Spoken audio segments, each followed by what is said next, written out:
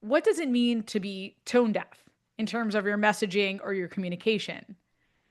Are you capturing the emotional nuances of your writing, of your messaging, of your communications that you're putting out there to your students, your customers, and clients?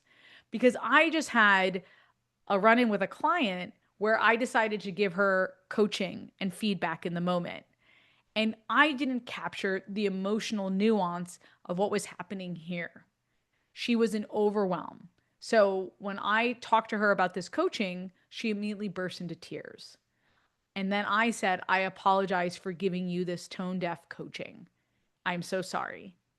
And as course creators, experts, entrepreneurs, we want to be very careful not to be tone deaf in our approach, in our messaging, because it immediately disconnects us with our audience.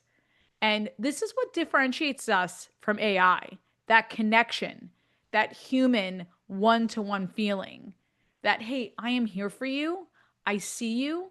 I see the emotional nuances that are happening right now, and I care for you. Otherwise, you might as well just get it out of ChatGPT. So, in today's podcast, I talk a lot about what it means to be tone deaf and give you some principles to help you avoid being tone deaf in your messaging. If I was going to summarize this podcast, is one, think about your audience.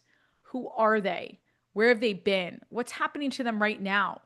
If your audience is parents of young kids, remember the chaos and exhaustion that comes along with being a parent of a young kid.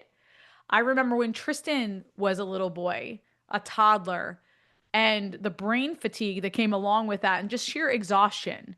So we need to remember who we're speaking to and what's happening with them. The second is checking cultural and emotional context. What's happening in the world, your industry, your community. If you ignore it, your message can feel off, or even a small acknowledgement that the week is feeling heavy is great. And then last, just adding that empathy back in. Sometimes we can rush to give coaching, to give feedback, or to get an email out or social media without adding a little bit of empathy and stepping back. And I am guilty of it as anyone, being an ex New Yorker, of just saying, hey, let's just go right for it.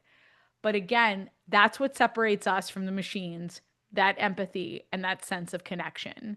Hopefully, you'll listen to the rest of the podcast and stay tuned for more from Course Creation Incubator.